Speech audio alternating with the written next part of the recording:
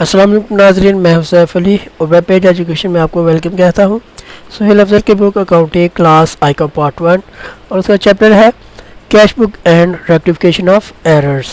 और अब हम प्रॉब्लम नंबर 2 सॉल्व करेंगे। क्वेश्चन है enter the following transaction in a double column cash book with cash and bank column of Khurram and co and find out the balance on 7th of January 2015। नीचे दी गई जो entries हैं उनसे हमने double column cash book बनानी है जिसमें cash और बैंक का कॉलम होगा और बैलेंस फाइंड आउट करना है 7 जनवरी 2015 को। On 1 January 2015 cash in hand rupees 50,000। 1 जनवरी को कैश इन हैंड है 50,000 रुपये और बैंक बैलेंस है 7 लाख रुपये। 2 जनवरी को सैलरीज पे की है 40,000 रुपये की और 2 जनवरी को ही रेंट पे किया है by cheque rupees 30,000। On 4 January bought goods by cheque rupees 43,000। 4 जनवरी को चीज़ें खरीदी है 43,000 रुपये की और पेमेंट की है by cheque. On 5th of January sold goods for cash rupees 75,000। 75,000 रुपये की चीज़ें कैश सेल की हैं 5 जनवरी को। 6 जनवरी को मशीनरी खरीदी है और पेमेंट की है बाय चेक 1,25,000 रुपये की। बैंक में डिपॉजिट करवाए हैं 70,000 रुपये 6 जनवरी को। Withdraw from bank for business use rupees 45,000। Bank से पैसे लगवाए हैं बिजनेस यूज़ के लिए 45,000 रुपये। 7 तारीख को कैश सेल्स की है 90,000 की। Withdraw from business for personal use. Business में से पैसे निकाले जा रहे हैं 40,000 रुपये पर्सनल यूज़ के लिए। तो ये सबसे पहले कैश बुक का परफॉर्मा होगा खुरम एंड को cash book for the month of जो भी मंथ होगा और आगे ईयर लिखना है हमने।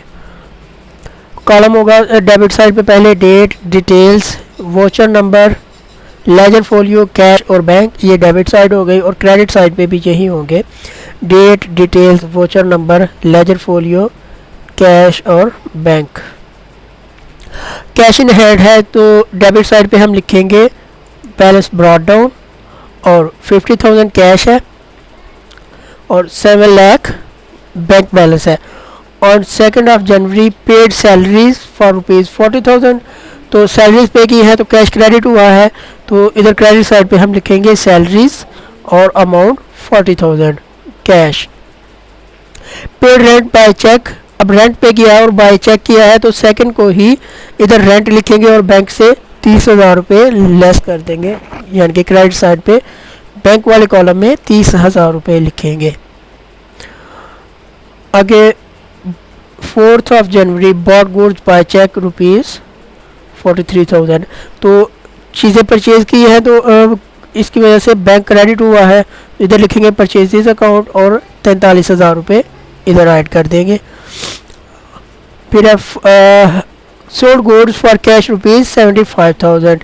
अब चीज़ें फरोख्त की है कैश पे तो कैश में इजाफा हुआ है तो इधर लिखेंगे हम सेल्स और कैश 75,000 डेबिट साइड पे। बार मशीनरी बाय चेक रुपीज़ 1,25,000 तो इधर लिखेंगे मशीनरी अकाउंट और 1,25,000 रुपये इधर ऐड कर देंगे।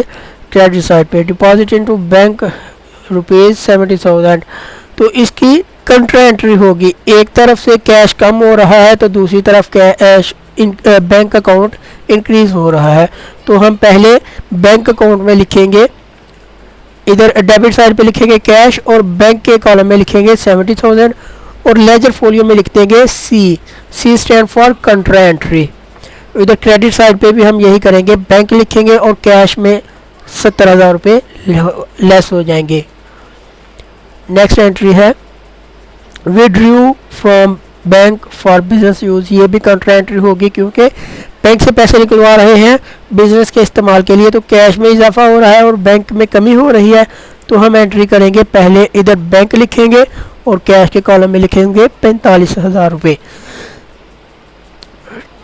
और इधर बैंक में कमी हो रही है तो इधर लिखेंगे कैश और बैंक के कॉलम में लिख देंगे 45,000 रुपये और लेजर फोलियो में लिखेंगे C stand for contra entry. Next है cash sales for rupees 90,000। Cash में इजाफा हो रहा है किसकी वजह से, सेल्स की वजह से, तो इधर लिखेंगे सेल्स और कैश के कॉलम में 90,000। Withdraw from business for personal use, तो ये ड्राइंग्स हो गई। कैश में कमी हो रही है किसकी वजह से, ड्राइंग्स की वजह से, इधर ड्राइंग्स लिख देंगे रुपीज़ 40,000। और अब इन सब को हम रिसीव बैंक इंटरेस्ट रुपीज़ 3,000। तो इंटरेस्ट बैंक जो है वो कैश में पे नहीं करता बल्कि अकाउंट में ही डिपॉजिट कर देता है, तो इधर हम इंटरेस्ट लिखेंगे और बैंक के कॉलम में 3,000 ऐड कर देंगे। फिर इनको बैलेंस करेंगे, कैश वाले कॉलम में से कैश वाली अमाउंट लेस करेंगे और बैंक वाले कॉलम में से बैंक वाली अमाउंट लेस करेंगे, तो ये आंसर आ जाएगा। फिर इनके टोटल करेंगे 2,60,000 रुपये कैश का, 7,73,000 रुपये बैंक का बैलेंस है। इधर भी सेम ही बैलेंस होगा। तो यहाँ पे हमारा सवाल मुकम्मल होता है। शुक्रिया नाज़रीन।